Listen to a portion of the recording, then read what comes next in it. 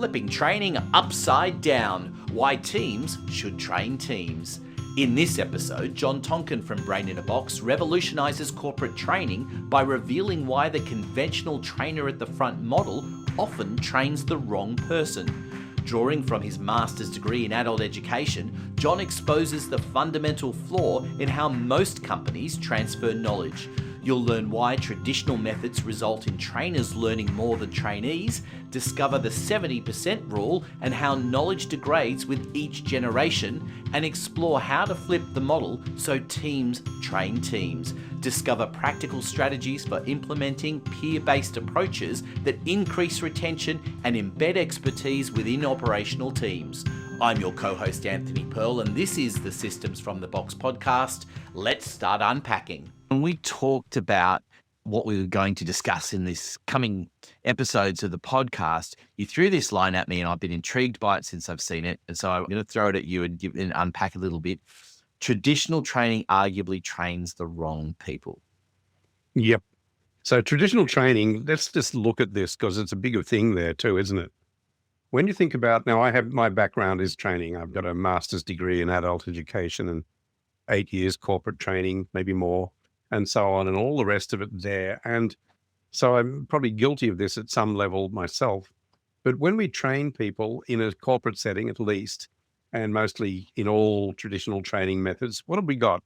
We got the trainer out the front, and we got the students, the participants, sitting down in front, and they're waiting, pen on pad, ready to go, and they're going to be learning. They're going to pick it all up from that person with all the wisdom and the expertise and the knowledge out the front.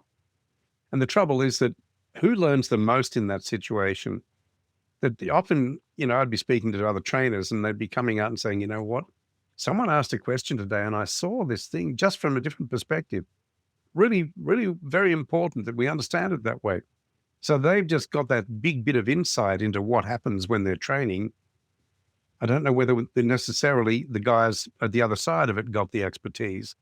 So what we often do is to train people. We're not necessarily training the wrong people as such. Maybe that was a bad quote, but we feel as if we're training people, but it shouldn't be me, the trainer, learning more about it necessarily. I want you, the people sitting in the seats or on the other side of the table, if you like, whatever it is. I want you learning this. So we're sort of training the wrong people insofar as I'm training myself. It's a bit selfish, isn't it? I'm at the front, and I'm the trainer, and I've got all the notes, and I've got all the technology right in front of me, and I'm training myself, and I'm getting really knowledgeable about this. And the people who I'm supposed to be training are picking up roughly 70% of it. And it's sort of that sort of thing. I mean, the standard paradigm is that we transfer roughly 70% of the knowledge. In other words, I can tell you 100 bits of information, not counting them, but 100 units of knowledge, if you like. You're likely to remember or to learn 70 of those. Then you go and train somebody else and you're training 70% of those ones. So they're getting 70% of that 70%. They're only getting 49% of what you had. So you're the person who's learning it all. You're getting all that extra information. I want to turn it round. So we have an answer to that. What we want to do is to flip it upside down. So instead of me training you, I'm not going to say you're going to train me because it's not going to be so simple, but instead of me training the team, I want the team to train the team. So I want to get one of the people in the table there, bring you out to the front here, give you the right tools, give you everything you need, give you training so that you're not going to fall on your face and be embarrassed and so on. But I want you to train your colleagues. Why do I want that? I want that because if you do it, it's going to be much more effective. You're speaking the same language. These are the guys you had lunch with yesterday, and now you're training them. And it's also being introduced by, hey guys, we'll be doing this all the time. So we're going to rotate training exercises amongst the team. Each one of you will get a turn and it'll just keep on going like that. That's what we do over and over again, but everyone will do it in the end. So please pay attention because learn the tricks of it, if you like. You're going to be doing it too. So now it's got a different thing. It's not, oh, good, I'm trying to keep my head awake while my bum's trying to fall asleep, and I wish I was somewhere else. Now what we've got is I want to pay attention because I want to make sure I can do this when it's my turn at the front, and so on. So if we think about it now, so we've got one of the team up the front there training the other guys. They may not do it 100%, but remember, they're going to have that investment in doing it. They're going to be training in a way that the guys there think, yeah, Jim, you're right there, but what about this? And they're going to talk more freely to him because he's their colleague. There's going to be more real learning there because they're not going to be afraid to ask questions. They're going to offer suggestions and so on. And at the end of that, now when Jim, who was the trainer, goes back and is working with the guys next day, who are they asking for more information about that? They're not asking that guy back in the office. They're asking Jim, hey, Jim, when you were talking about this, what did you mean there? Or something like, is this, am I doing it the right way? You know, you're building up the expertise in the team, which is where you want the expertise. I don't want the expertise sitting in the office. I want the expertise there with all the guys in the team going out on site or whatever they're doing. So that's the critical thing there. So we talk about turning the training upside down, sort of inverted training, upside down training, if you like. But we want it to be such that the team learns by them teaching it rather than by being taught. And it's a bit like everything, you know, what's that saying? I'll get it wrong, you know, but show me and I may remember it, you know, and so on. Let me do it and I'll learn it a lot more effectively and so on. So we've really got to have that idea, and the letting me do it to train it and so on to learn it is much more effective. So why not have the team train the team? So that takes away all the silly things like, you know, the trainer learning more than the participants. It takes away that issue where, you know, it's difficult to assess who knows what, how much of what's actually been picked up, because the guys there might fill in the little happy sheet at the end, or they might do an assessment of some sort. But it's hard to know what they actually learn or what they're reflecting to you for the assessment purpose. So we really want to have it tied in like that. And it's easy for the trainer to make assumptions about what the learner actually knows. We want just the opposite. We don't want assumptions. We want to know they can do it and they're doing it in the work situation, which means it's always going to be better to have the team train the team. I don't know. What does it sound like to you? Does it sound like hunkum bunkum or? No, it makes absolute sense. And I think I was just sitting there thinking, remembering the old days when you used to play these game with the kids, sort of, whispering down the line of people, and everyone would, you get to the end of it and see if what the original message was the same as the first message.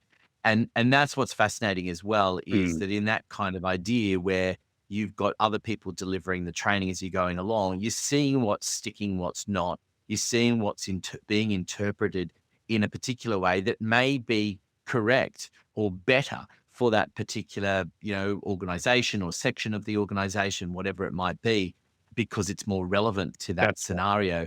But it's what people are actually hearing as well that is important, because as much as you can sit there with a training manual and you can write things on a board or type them up on a screen or whatever it is that you're doing, what people actually hear can be totally very different. Yeah.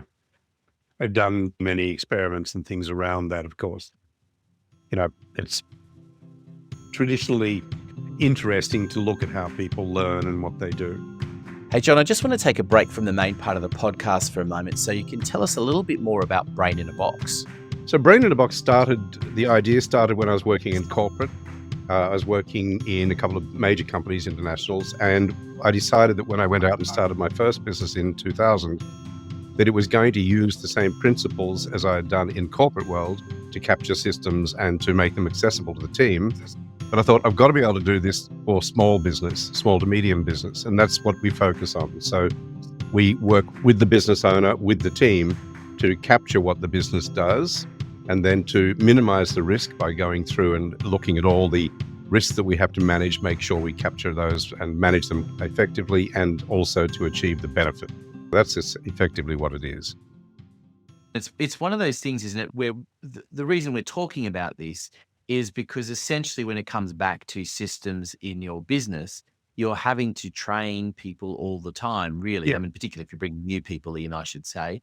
But even as you make little changes and adaptations to things, or you look at improving or bringing new things into the business, the systems adapt. Yep. And somewhere along the way, people have to be trained in how to do it. And what they hear and see is so important in watching it back and allowing them to say, well, this is the way I believe we should do it. And that way you also get to make a firsthand, you know, interjection if you need to say, yes, but no, let's do it this way Yep. instead. Yeah. And you get more honest challenges, just thinking of what you're saying there. You get a more honest challenge when you've got the whole team in the training process. They're a lot closer to the training when you've got the one of the team training them rather than somebody elevated at the top here who's training them. And it's just so much more real for them. But it's a great process. We've seen it work. We know it works. Do it every chance I get with my clients.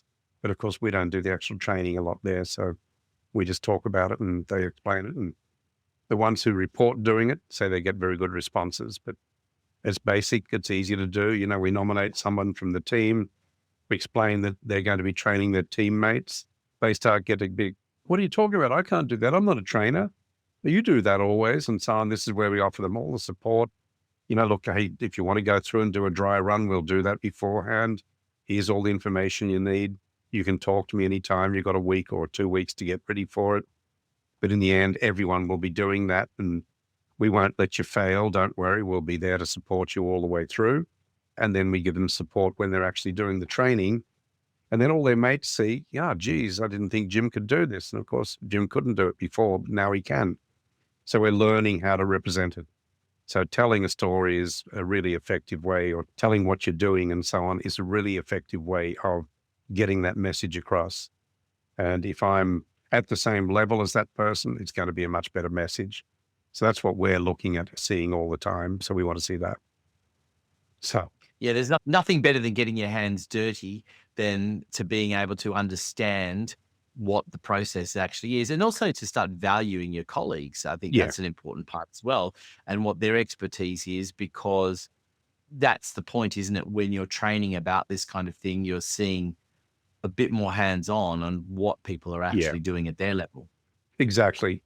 And when you think about it from the company perspective, you know, where do I want my expertise? I think I might have said this before, but where do I want my expertise? I want it in the guys who are doing the work.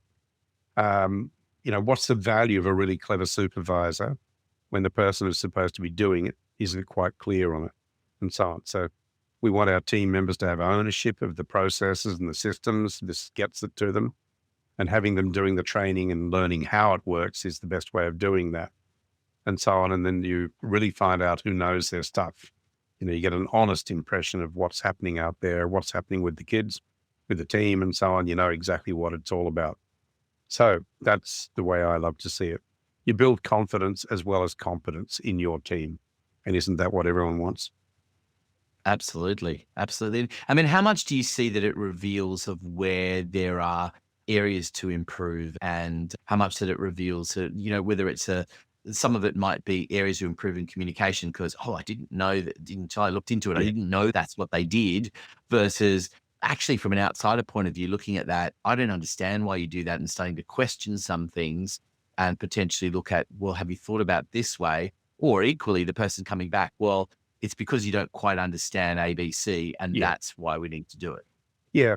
You think about the standard Australian response, the one I used to use before with the examples with people, even training people. You'd say, okay, do you know how to use the photocopier? Yeah, of course I do. All right. Could you give me please 20 copies, 2 to a page, back and front, and I want a 1-inch gutter so that I can staple it together and make a book. Beg your pardon? I thought you just wanted me to photocopy something. No, I asked you if you knew how to use the photocopy machine, and so on. And you said yes.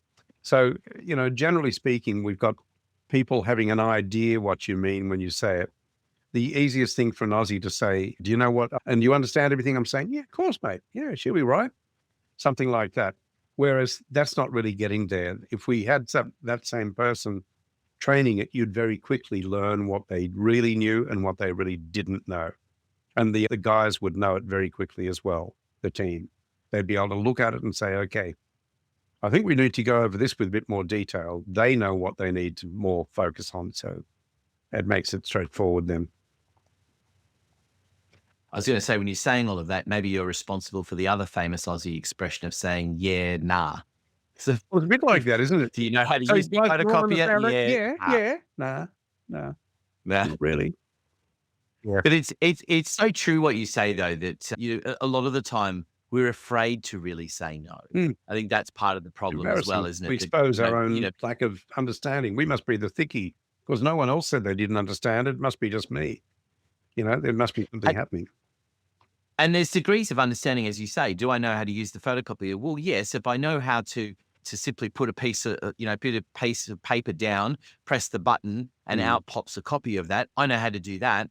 Do I know how to fix it if something goes wrong? Probably not. Do I know how to do all of those things that you just said? Almost definitely not. Yeah. And so part of it is a communication process as well, isn't it? Because asking that leading question, do you know how to use the photocopy, knowing full well that you are going to go into more detail than that, is trying to trip people up. And I think that's also important that, in a work sense, that's not what you want to do. Yeah. In a work thing, I probably wouldn't want to do that, but I'd probably be saying, I need to have a copy of this or have 10 copies of this. I need to have it book ready, 1-inch gutter, double-sided, 2 to a page or something. Are you able to do that? That would have been the honest question, of course, but we don't always want to do that. Sometimes we just want to test something. So it works out differently. But in the end... And it's so important, isn't it, in a business sense, that when you're understanding how you're interacting with colleagues, with machinery, with clients, there's the principle of understanding it, and then there's the real understanding of it. And that's where, getting down to, as you say, this idea of teaching in this particular way and understanding systems is so important. Yeah, it's a bit like learning to drive. You learn to drive from your big brother, your father, the driving instructor, whoever does it. And you think, oh, good, and you've got your license now. It took 2 times, but you've got it.